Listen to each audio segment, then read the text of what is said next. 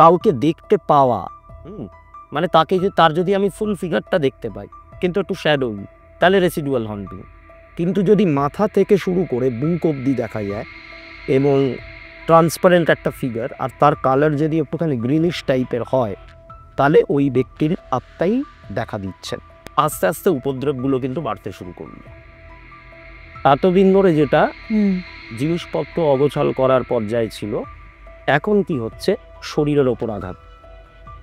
এই সৎকার করার পর যখন সব কিছু কমপ্লিট হয়ে যায়, তখন ভুলেও নাকি মুখ থেকে এটা উচ্চারণ করা উচিত না যে চল এবার এখান থেকে চলে যাই।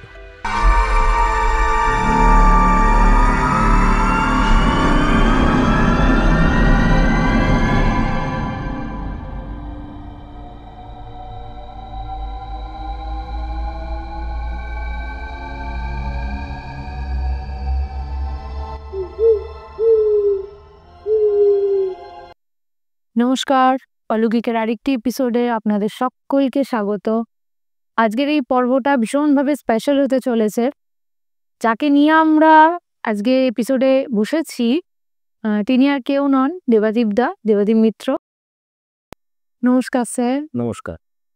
তো এবার আসি আপনার প্যারানর্মাল ইনভেস্টিগেশন নিয়ে। কোন একটা কেস যেটা আপনার ইনভেস্টিগেশন, মানে আপনার যে কেস আপনি যেরকম ভাবে হ্যান্ডেল করছেন, ইনভেস্টিগেশন এটাকে ঠিক বললে চলে না, মানে এটা আমার একজন ক্লায়েন্টের সাথে ঘটা ঘটনা, যেটা আমি যখন এই ফিল্ডটাতে আসি তখন একদম প্রথম দিককার ঘটনা। মানে তখন আমার অ্যাস্ট্রোলজিও শেখা কমপ্লিট হয়ে গেছে এবং রেকি আমার অলরেডি একটা ডিগ্রি আমার কমপ্লিট, এবং এঞ্জেল থেরাপি পুরোটাই প্রায় কমপ্লিট হয়ে গেছে, আমি নিজেও প্র্যাকটিস করছি। তা তখন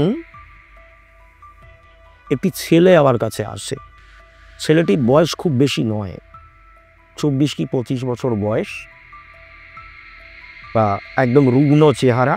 মানে যখন আমার কাছে আসে একদম রুগ্ন চেহারা। ওর মা ওকে নিয়ে আসেন আমার কাছে। চাকরি চলে গেছে, চাকরি নেই, আর্থিক অনটনের মধ্যে রয়েছে, এরকম বিভিন্ন রকম সমস্যা নিয়ে আমার কাছে এসছে। তা আমি ওর চার্টটা দেখলাম, চার্টটা দেখে দেখলাম যে সেই একই ব্যাপার, মানে এই রকম একটা সিচুয়েশন ওর কিন্তু হওয়ার কথা নয়। এরকম সিচুয়েশন ওর হওয়ার কথা, মানে আর্থিক অনটনটা ওর আসার কথা নয়, তবে চাকরি চলে যাওয়ার একটা ক্ষীণ পসিবিলিটি কিন্তু চার্ট থেকে লক্ষ্য করা যায়। এবং আমি দেখলাম চাকরিটা ছিল তোর বাড়ি থেকে দূরে কোথাও একটা চাকরি ছিল, সেই চাকরিটাই ওর চলে গেছে। ও আবার কলকাতায় ব্যাক করে এসছে, এবং এই ব্যাক করে আসার পর নতুন কোনো চাকরি আরও পাচ্ছে না, এবং যা হয় তাই হচ্ছে আর কি, মানে একটা ফাইন্যান্সিয়াল ক্রাইসিসের মধ্যে পড়ে গেছে। এরকম বিভিন্ন রকম প্রবলেম হচ্ছে। এবারে ওর মা একটা কথা আমাকে বললেন যে একটা ঘটনা ওই ছেলেটির সাথে ঘটেছে। ও যখন বাইরে ছিল, কলকাতার বাইরে অনেক দূরে, মানে বলা যেতে পারে অন্য একটা স্টেটে ও চাকরিটা করতো। সেখানে মানে কলকাতাতেই ওর প্রথম চাকরি হয়েছিল, নিয়ে তারপর ওকে ওখানে ট্রান্সফার করা হয়েছে।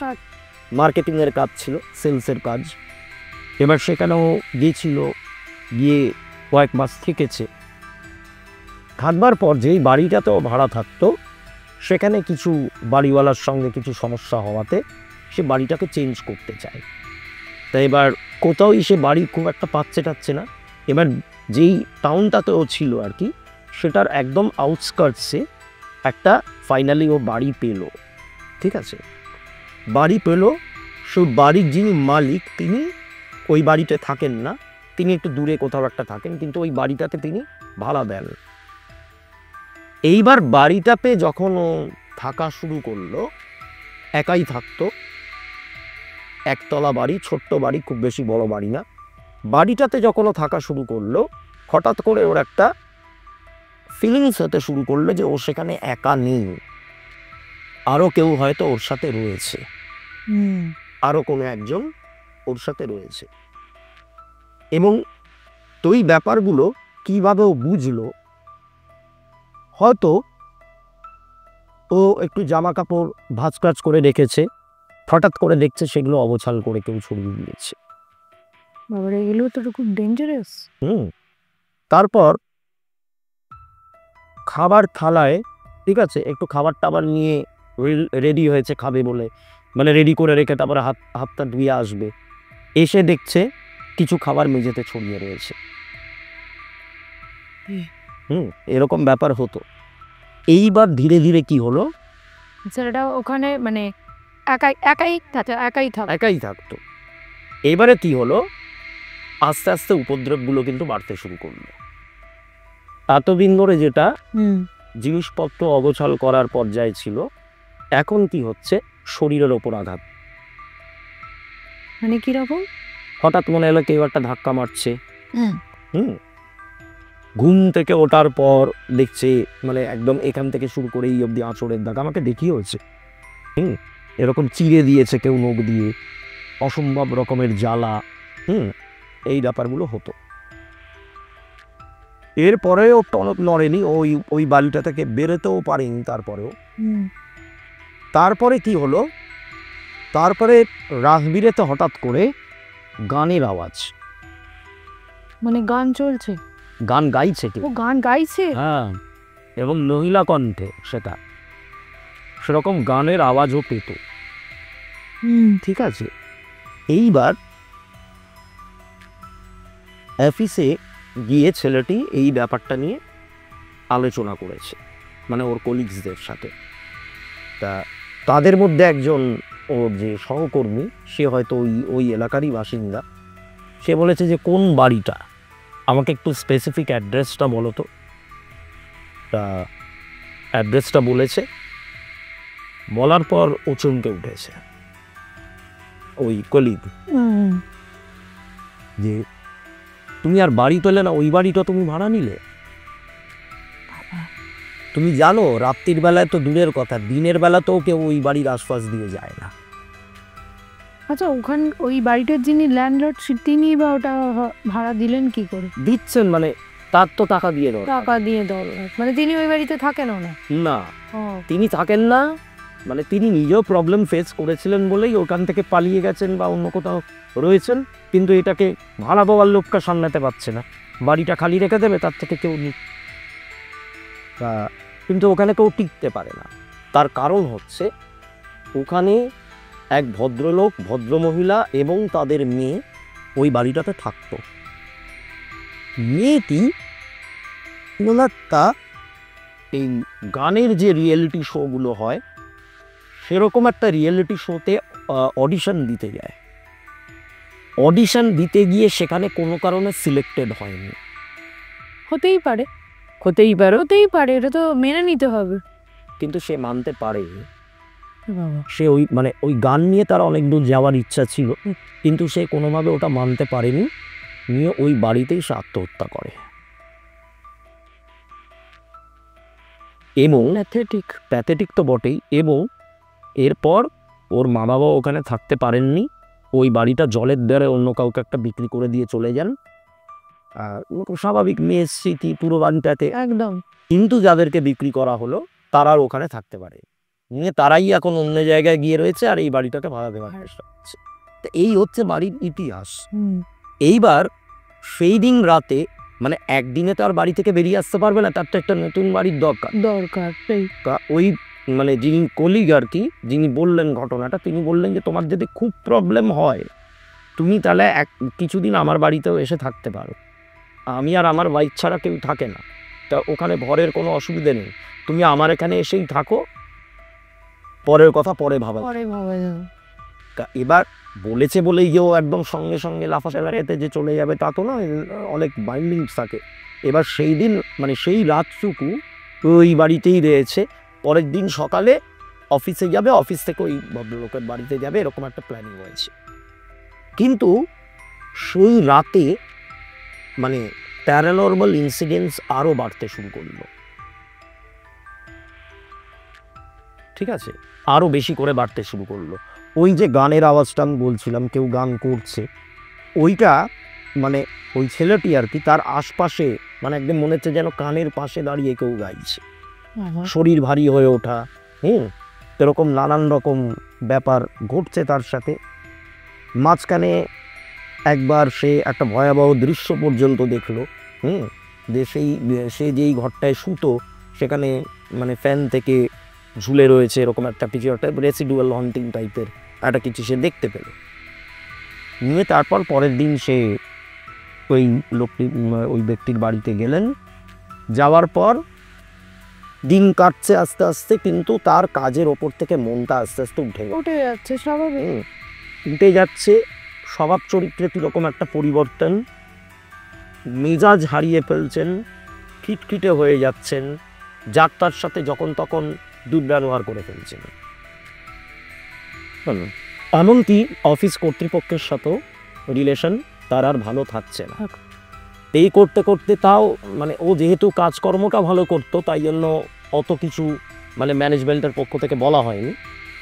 তাও লাস্টের দিকে গিয়ে ও নিজেই রিজাইন করে কাজে, ঠিক আছে, নিজেই রিজাইন করে এবং কলকাতায় ফিরে আসে। কলকাতাতে ওর মা বাবা আবার বলে যে আবার নতুন করে একটা চাকরির চেষ্টা করতে, কিন্তু কোনো জায়গায় চাকরি হয় না। এমনকি তার চাকরি করার ওপর থেকে মনটাই উঠে গেছে এক প্রকার। মানে এখন বলতে গেলে সে বেকার, মানে যেই সময় আমার কাছে এসেছিল। তাই এবার আমি এই জিনিসটাকে যেভাবে হ্যান্ডেল করলাম, যে এঞ্জেল মেডিটেশনের মাধ্যমে আমি যেটা বুঝতে পারলাম যে ওই যে নেগেটিভ এন্টিটিটা যেটা ওই বাড়িটাতে ছিল, ওটা কোনো কারণে ওর সাথে জুড়ে গেছে। বা ওকে হয়তো পছন্দ হয়েছে বা অন্য কিছু হতে পারে, কিন্তু আমার যতদূর মনে হলো কোনো না কোনোভাবে ওটা জুড়ে গেছে ওর সাথে, যেই কারণে ওর মানে এই যে মেজাজ হারিয়ে ফেলা, খিদে ধরে যাওয়া, প্রয়োজনের অধিক খাওয়া, আচ্ছা এটা কিন্তু লক্ষণ, এটা মারাত্মক লোক। প্রয়োজনের অধিক খাবে, নয়তো একেবারেই খাবে না, এক্সট্রিম যা হবে সব এক্সট্রিম হবে। তা এইবার এঞ্জেল থেরাপিতে কর্ড কাটিং বলে একটা ব্যাপার আছে। কর্ড কাটিং মানে হচ্ছে যে কোনো নেগেটিভ জিনিস যেটা আমাদের সাথে জুড়ে রয়েছে, আমরা ম্যানিফেস্টেশনের মাধ্যমে এঞ্জেলদের কাছে প্রার্থনা জানাই যে ওই জিনিসটা, এই যে কর্ডটা আমাদেরকে জুড়ে রেখেছে, ওটাকে কেটে ওই নেগেটিভিটিটাকে এমন করে দাও যাতে ওটার কোনো প্রভাব আমার উপর না পড়ে। কিন্তু কর্ড কাটিং এর মাধ্যমে এই জিনিসটা করা যায়। যে কোনো নেগেটিভ সিচুয়েশন যেটা আমার সাথে জুড়ে রয়েছে, যে কোনো জিনিসকে কর্ড কাটিং করা যায়। কর্ড কাটিং মানে মানুষ ভাবে কিন্তু বিচ্ছেদ ঘটানো, না তা নয়, কিন্তু বিচ্ছেদ কিন্তু ঘটানো নয়, নেগেটিভিটিটা যাতে আমার সাথে আমার ওপর ট্রান্সফার না হয়, that is called cord cutting. তো এবার এই কর্ড কাটিং এর মাধ্যমে আমি ওকে প্রপার ওয়েতে শেখালাম এবং ও আমার সাথে কোঅপারেটও করেছে। তো ওইটা করতে করতে করতে করতে আস্তে আস্তে ও এই জায়গাটা থেকে বেরিয়ে আসে। এখন কাজও করছে, চাকরি করছে না, এখন একটা সেলফ এমপ্লয়মেন্টের সাথে যুক্ত, তো নিজের মতো করে মানে রোজগার করছে আর কি। তো এখন ভালোই আছে। কিন্তু মানে আমরা অনেক সময় অনেক জায়গায় তো এরকম, মানে সেটা হোটেলও হতে পারে, সেটা কোনো পিজি হতে পারে, কোনো মেস বাড়ি হতে পারে, কোনো হস্টেল হতে পারে, আমরা তো জানি না কোথায় কী রয়েছে। এবং এই হস্টেল বলুন বা পেইং গেস্ট বলুন বা কোনো মেস বাড়ি বলুন, এইসব জায়গায় কিন্তু সুইসাইডিয়াল কেস প্রচুর হয়। আচ্ছা, এখানে একটা ছোট্ট প্রশ্ন করি। অলরেডি যারা পডকাস্ট দেখেন জানেন যে রেসিডুয়াল হন্টিং নিয়ে অলরেডি আপনি আলোচনা করে। রেসিডুয়াল হন্টিং অনেকেই জানেন যে ব্যাপারটা হিস্ট্রি রেকর্ড করা। আচ্ছা, এই ধরুন আমাদের পৃথিবীতে যতগুলো হরর কেস হয়, মানে যেটা দেখছে মানুষ, মানে আমি এটা দেখতে পাচ্ছি, সে সেটা দেখতে পাচ্ছে, এটা কি সবটাই রেসিডুয়াল হন্টিং না তাকে দেখা দিচ্ছে, মানে আলাদা করে একই জিনিস, না সবটা আবার আলাদা আলাদা? দুটোই হতে পারে। আচ্ছা, আমি একটা জায়গায় যেই ঘটনাটা ঘটেছে, আমি সেখানে গিয়ে সেই ঘটনার পুনরাবৃত্তি যদি দেখি, তাহলে সেটা বেশিরভাগটাই রেসিডুয়াল হন্টিংয়েরই কেস। আবার অনেক সময় কাউকে দেখতে পাওয়া, মানে তার যদি আমি ফুল ফিগারটা দেখতে পাই কিন্তু একটু শ্যাডোই, তাহলে রেসিডুয়াল হন্টিং। কিন্তু যদি মাথা থেকে শুরু করে বুক অবধি দেখা যায় এবং ট্রান্সপারেন্ট একটা ফিগার, আর তার কালার যদি একটুখানি গ্রিনিশ টাইপের হয়, তাহলে ওই ব্যক্তির আত্মাই দেখা দিচ্ছেন। এবং আত্মার যেহেতু কোনো রূপ হয় না, তাহলে এখানে একটা প্রশ্ন আসতে পারে যে আমি তার মতো করে কেন দেখছি। সেটা কিন্তু আমার ব্রেনের সাথে ওরা কানেক্ট করে ওই ইমেজটাকে আমার ব্রেনের মধ্যে ক্রিয়েট করে দেয়, তাই আমি ওই ফর্মেই ওকে দেখছি। মানে সে যে কেউ হতে পারে, তুমি আমার আত্মীয় হতে পারেন, তিনি আমার কোনো ছেড়ে চলে যাওয়া বন্ধু হতে পারেন, আমার মা বাবা কেউ হতে পারেন। এই ছেড়ে চলে যাওয়া বন্ধুর ক্ষেত্রেই একটা ঘটনায় আসি। হ্যাঁ, তো রিসেন্ট একটা পডকাস্টে আমার একজন ম্যাডাম এসে এখানে একটা ঘটনা শেয়ার করেছিলেন। লাস্টের ঘটনা ওটা চৌরাস্তাতে হয়েছিল। আচ্ছা, যে এবং এটা একদম সত্য ঘটনা, মানে উনারই একজন কালিগের সাথে এটা ঘটেছে। বলছে যে একটা ছেলে একটা মেয়ে এবং তারা কলেজে পড়তো। তো ছেলেটা মেয়েটাকে ভালোবাসতো, কিন্তু সেটা মেয়েটাকে কোনোদিনই বলেনি এবং মেয়েটা তারপরে বিয়ে হয়ে যায় অনেক বছর বাদে। তো সে ছেলেটা বলেছিল যে ঠিক আছে, আমি তোর সঙ্গে পরে দেখা করতে যাবো। তো হঠাৎ মেয়েটার বিয়ে হয়েছে, তো মেয়েটা একদিন বাড়িতে কলিং বেল বাজছে, তো দরজা খুলেছে, দেখলো ছেলেটা দাঁড়িয়ে। হঠাৎ ছেলেটা হঠাৎ করে দাঁড়িয়ে আছে, বলছে আয় আয়, তুই এত বছর বাদে, কি ব্যাপার? বলছে হ্যাঁ, এখান দিয়েই যাচ্ছিলাম এসে। তো ওকে এসে রুমে বসিয়েছে, বললো ঠিক আছে তুই বস, 5-6 মিনিট কথা টথা বলো, বস, আমি সকাল তো জল খাবার খাবি, তাহলে আমি রান্নাঘরে যাচ্ছি। ও বলে কিন্তু রান্নাঘরে চলে গেছে। উইদিন 5 to 6 মিনিটস আবার একটা ডোরবেল বাজছে। আচ্ছা, তো রান্নাঘর থেকে বেরিয়ে আবার দরজা খুলতে গেছে, ও খেয়ালও করেনি ঘরটা যেখানে ওকে বসিয়েছে ও খেয়াল করেনি। ওর যখন দরজা খুলতে গেছে, খুলে দেখে পুলিশ। আচ্ছা, তো যখন পুলিশকে দেখছে, বলছে যে আপনারা এখানে, বলছে যে আপনি এরম নামের কোনো ছেলেকে চেনেন? বলে হ্যাঁ চিনি, আমার কলেজের বন্ধু। তখন মানে ও জাস্ট কথাটা কমপ্লিট করতে যাবে যে ও তো আমার বাড়িতেই বসে আছে, তখনই বলছে যে একটা গুরুতর অ্যাক্সিডেন্টে ও স্পট ডেড, এবং এই আপনার জন্য এই জিনিসগুলো নিয়ে আসছিল, মানে আপনার ফটো ছিল, মানে ও তখন দেখছে ওর নিজের ফটো। তো মেয়েটা খুব টিপ পড়তে ভালোবাসছে বলে একটা টিপের পাতা ফুল। ও তো ওখানেই শুনে অজ্ঞান, এবং তো পরে তো ওকে বডি শনাক্ত করতেও যেতে হয়েছিল ওখানে, যেহেতু ওটা ও মানে ও তখন স্পটে আছে এবং ওর বাড়িতেই ওই ছেলেটা আসছিল। তো তখন ও গিয়ে দেখে হ্যাঁ সত্যি স্পট ডেড, এবং মানে ওটাই খুব অবাক করা ঘটনা যে ওই যে ছেলেটা বলেছিল যে হ্যাঁ আমি তোর সঙ্গে দেখা ঠিক করতে যাব, ও দেখা করতে এসেছিল। এইটাকে আপনি ঠিক কিভাবে ব্যাখ্যা করবেন? এটা এই যে দেখা মানে ওকে যে চাক্ষুষ একটা ঘটনায় দেখা, এইটা কিভাবে বলবেন? এইটা না, এরকম ঘটনা বহু শোনা যায়। এটা মানে খুব স্ট্রং একটা, কি বলবো, মানে মনের একটা টান থাকলে পরে এই জিনিসটা কিন্তু অনেক সময় হয়। মানে কাছের মানুষ মৃত্যুর ঠিক পরপর এসে দেখা দিয়ে যাওয়া বা একটা কিছু বলে যাওয়া, তারপরেই তার মৃত্যু সংবাদ আসা, এটা কিন্তু খুব কমন ঘটনা। এবং মানে মৃত্যুর পূর্বে বলা যেতে পারে যে যাকে দেখা দিয়ে গেলেন তিনি, সেই মানুষটার ব্যাপারে বেশি করে উনি ভাবছিলেন বা তাকে প্রচণ্ড রকম ভালোবাসতেন। এরকম কিন্তু অনেক ক্ষেত্রে দেখা গেছে, শোনা গেছে। হ্যাঁ, এটা তো একদম একদম ঠিক। এখানে মানে আমার বক্তব্য হচ্ছে ও তো তখন একটা সোল, আমি তাকে সশরীরে কিভাবে দেখলাম?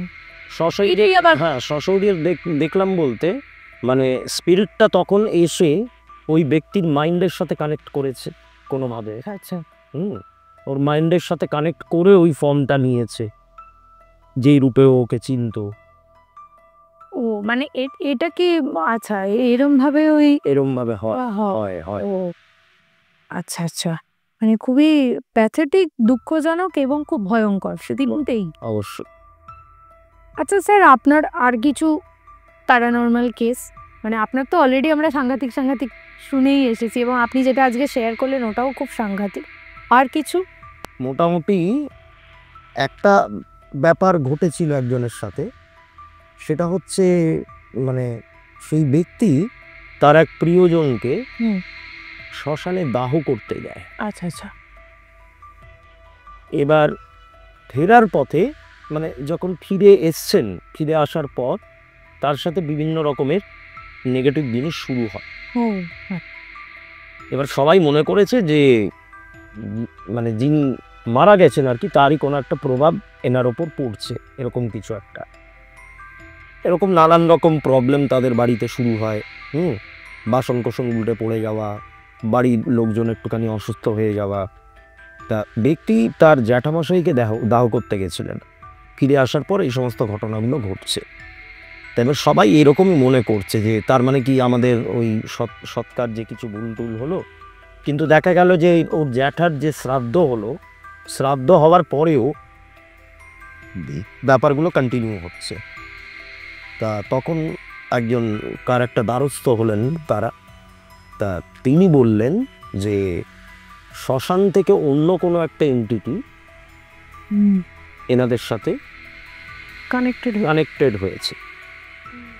এইবার এক্ষেত্রে একটা কথা উনি বলেছিলেন, যেটা পরে আমিও শুনি আর কি, মানে ওরা যখন আমার কাছে এসেছিল তখন আমাকেও বলেছে যে ধরুন শ্মশানে বা যে কোনো ধর্মীয় যে গোরস্থান মানে ইয়েগুলো হয়, সৎকারের যে জায়গা, সেটা গোরস্থানও হতে পারে।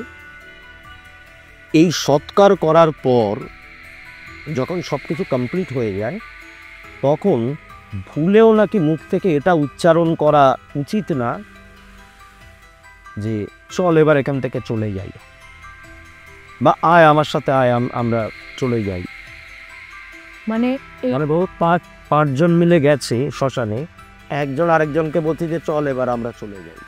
সে হয়তো তাকেই বলছে, কিন্তু এই যে চল এখান থেকে আমরা চলে যাই বা আয় আমার সাথে আয় আমরা চলে যাই, এটা ওখানে অনেক এন্টিটিদেরকে অ্যাট্রাক্ট এবং আমন্ত্রিত করে।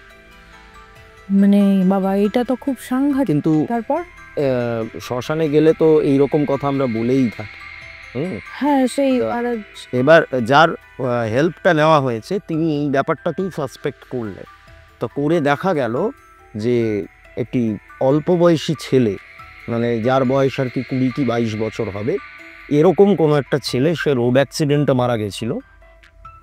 তার স্পিরিটটা কোনোভাবে ঢুকে গেছিল বাড়ির মধ্যে। তারপরে সেটাকে ক্লিনজিং করে নানান রকম যা পদ্ধতি হয় আর কি, সেগুলো করে বিভিন্ন রকমের ব্যাপার করা হল। তো এইরকমও হয়।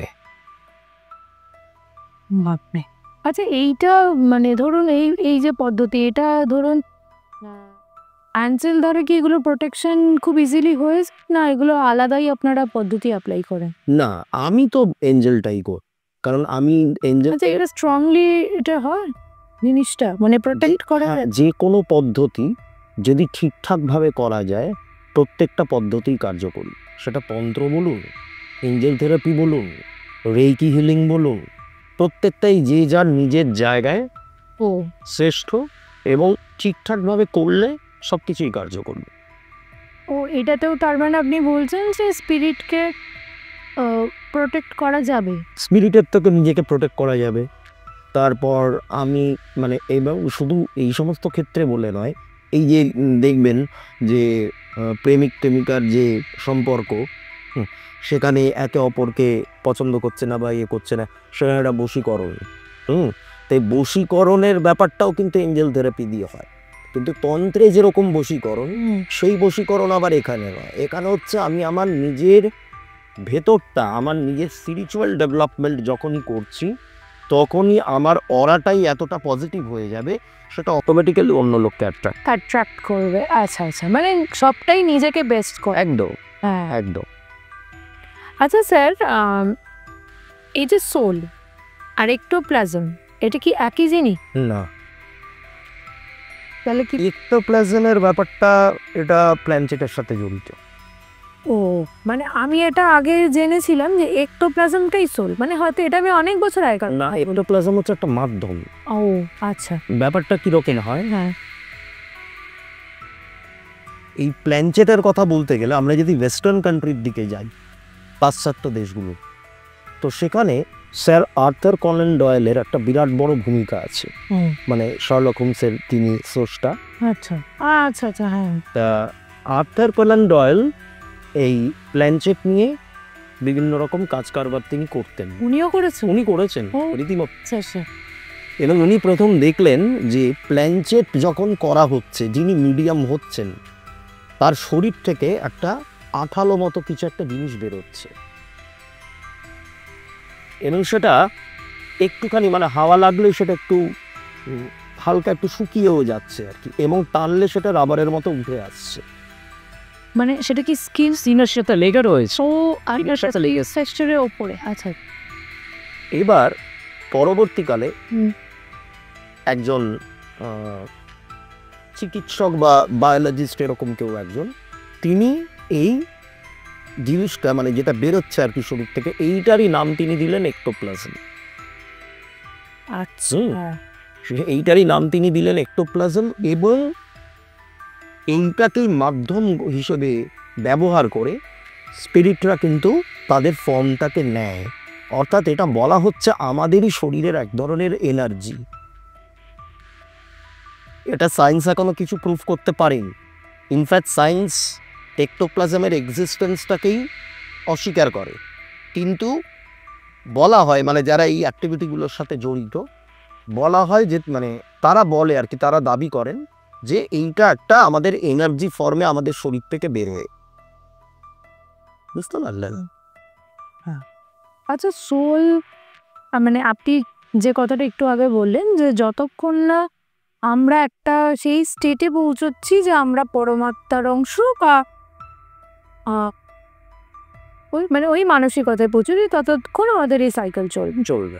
মানে আমাদের সেই এনলাইটেনমেন্টটা না হলে ততদিন আমাদের এটা চললে সেটা আমাদের ঠিক কতগুলো জন্ম চলে, মানে ধরুন আমরা human being two human being transfer হচ্ছি, ঠিক কতগুলো জন্মের পর আমাদের এই এনার্জিটা ক্ষয় হয়? মানে সব সময় তো সারা জীবনের জন্য একটা সোল থাকতে পারে না। না, এবারে ব্যাপারটা হচ্ছে এটা ডিপেন্ড করবে, এটা ভ্যারি করবে কার, হ্যাঁ, কার কিরকম কর্মফল, কিরকম ভাবে তার ডিসিশনগুলো নিচ্ছে, আচ্ছা সেরকম নানান রকম ব্যাপার হয়।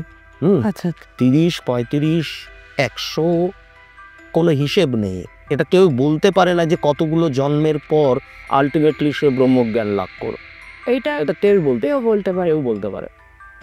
এবার এখানেই আরেকটা ধরুন খুব নিছকই এটা একটা খুব মানে নর্মাল প্রশ্ন, এই যে ধরুন জনসংখ্যা বাড়ছে, সোল সংখ্যাও বাড়ছে, এইটা কিভাবে হচ্ছে? দেখুন, সোলটা তো একটা এনার্জি, মানে ধরুন জনসংখ্যা যেভাবে বাড়ছে সেভাবে তো এই জিনিসটা কিভাবে? এবার ব্যাপারটা হচ্ছে দেখুন, সোলের মধ্যে অনেক ক্যাটেগরি আছে, কিছু কিছু আছে নিউ সোল, কিছু কিছু ওল্ড সোল। ওল্ড সোল মানে যারা এই জন্ম মৃত্যুর সাইকেলটা দিয়ে বহুবার পাস করেছে, আর নিউ সোল মানে হচ্ছে আমরা তো এই যে আত্মা আর পরমাত্মা দুটো তো একই ব্যাপারটা, আত্মা তো পরমাত্মারই অংশ। এবার পরমাত্মার যে এনার্জিটা সেটা তো ভাস্ট ইউনিভার্স জুড়ে, তারই একটা ছোটোখাটো অংশ আমরা। এবার ওই জায়গাটা থেকে আমরা যারা অলরেডি রয়েছি এখন, এবারে আমি ধরে নিচ্ছি যে আমার এটা প্রথমবার মানব জন্ম, আমি ধরে নিচ্ছি, এটা তো কারোর পক্ষেই বলা সম্ভব না। এরপর আমার এই সাইকেলটা যদি চলতে থাকে, কিন্তু তারপরে হয়তো একটা নতুন সোল সে হয়তো পরমাত্মার অংশ থেকে ছিটকে নতুনবার জন্ম নিল, এই কারণেই জনসংখ্যা বাড়ছে। এইটা মানে আমি এটা যখন ভাবি, তখন সোল নিয়ে যখন ভাবি, তখন এটাই আমার ফার্স্ট মাথায় আসে যে তাহলে তো মানে এত জনসংখ্যা বাড়ছে, তাহলে এটা কিভাবে হচ্ছে? বা এত লোক সংখ্যা মারাও যাচ্ছে, সেখানেও তো কিছু সোল হয়তো ডিস্ট্রয় হচ্ছে। হ্যাঁ, না, সোল ডিস্ট্রয় হবে না। সোল কখনোই এনার্জিকে কি আপনি নষ্ট করতে পারবেন? না, সেটা তো নয়, কিন্তু ধরুন মানে একটা সোল তো ধরুন কয়েক লক্ষ বছর চলে কি? চলে বলতে সোলের অ্যাজ সাচ কোনো বিলাস নেই। আচ্ছা, সে তার ফর্মটাকে হয়তো পাল্টাতে পারে, মডারেশন হয়, বলছি মডারেশন হয়, আপলিফমেন্ট হয়, দেবজনী প্রাপ্ত হতে পারে, পিশাচজনী প্রাপ্ত হতে পারে। দেবজনী প্রাপ্ত হতে পারে মানে এই যে আমরা এতগুলো দেবতার নাম জানি, যেমন ধরুন সূর্য, ইন্দ্র, পবনদেব, বায়ুদেব, এই যে সব অগ্নিদেব, বরুণদেব, এগুলোকে এনাদেরকে দেবতা না বলে বরং এক একটা পোস্ট বলা চলে। হ্যাঁ, কারণ এদের এক একটা ডিপার্টমেন্ট, এদের এক একটা পদ এগুলো। হ্যাঁ, এবার এই পদটা তো এরা উপনীত হতে পারে, সেটাও কিন্তু হতে পারে। এদেরকে বলা হয় দেবত্ব প্রাপ্ত হওয়া। বুঝলাম। মানে অনেক হায়ার ডাইমেনশনের তো ডাইমেনশন। আচ্ছা, কটা ডাইমেনশন আছে? 7টা বলা হয়, 7টা লোক বলা হয়। সাত। মানে স্পিরিটদের 7টা রেলম বলা চলে। একদম ওপরে মানে একদম হায়ার আপ ইয়েতে ফর্মে পৌঁছে গেছে এরকম সোলরা আছে, একদম নিচে প্রচণ্ড রকম অপরাধমূলক কাজের সঙ্গে যারা যুক্ত ছিল, কোনোদিন ঈশ্বর চিন্তা করেনি সেরকম লোকজন, তাদের আত্মাগুলো রয়েছে। এরকমভাবে যত আপনি ওপরে উঠবেন তত এদের লেভেলটা আপলিফট হবে। ও, আর এক্স্যাক্টলি যখন বডি থেকে সোল বেরিয়ে যায় তখন কোন ডাইমেনশন এটা? তখন আমাদের আশপাশেই ঘুরতে থাকে। না, এটাকে কোন ডাইমেনশন বল? এইটাকে আপনি মানে আলাদা 3D থেকে তো বেরিয়ে গেল, আর ডাইমেনশন থেকে বেরিয়ে এটা কি 4th ডাইমেনশন? না, 4th ডাইমেনশন এটা নয়, এটা তখনও তারা 3rd ডাইমেনশনই থাকে। 4th ডাইমেনশন মানে যখন আমরা সময়টাকেও আগে পিছনে করতে পারি, সেটা হচ্ছে 4th ডাইমেনশন। আচ্ছা, সেটা জাস্ট বডি থেকে বেরোনো স্পিরিটদের পক্ষে সম্ভব চট করে করা সম্ভব না। 4th ডাইমেনশনের কনসেপ্ট অন্য রকম, মানে ওটা যদি মানুষের কাছে ওই রহস্য খুলে যায় তাহলে তো আমরা ইজিলি টাইম ট্রাভেলও করতে পারি। এইবার আলোচনাটা অন্য দিকে চলে যাচ্ছে। মানে এই আলোচনা সত্যি কথা বলছি, করতে বসলে আমাদের তো শেষ হবে না, এটা চলতেই থাকবে। এবং ঠিক আছে, আজকে এটা স্থগিত রইল। এই ডাইমেনশন নিয়ে আমাদের একটা আলাদা পডকাস্ট আপনার সাথে হবে। এবং এই যে রিএমের কথা, আফটার প্ল্যানচেট, এটা কি হয়, এটা নিয়ে আমাদের জানার খুব আগ্রহ রইল স্যার। আপনাকে আরেকদিন আবার আমরা চাইব। এবং আপনাদের এপিসোড কেমন লাগলো অবশ্যই আমাদের কমেন্টে জানাবেন। আরও কিছু প্রশ্ন থাকলেও আমাদের কমেন্টে করতে পারেন। সব কিছু আপনারা কমেন্টে জানান। লাইক, শেয়ার অ্যান্ড সাবস্ক্রাইব করতে ভুলবেন না। এবং আজকের জন্য এইটুকুই। নমস্কার।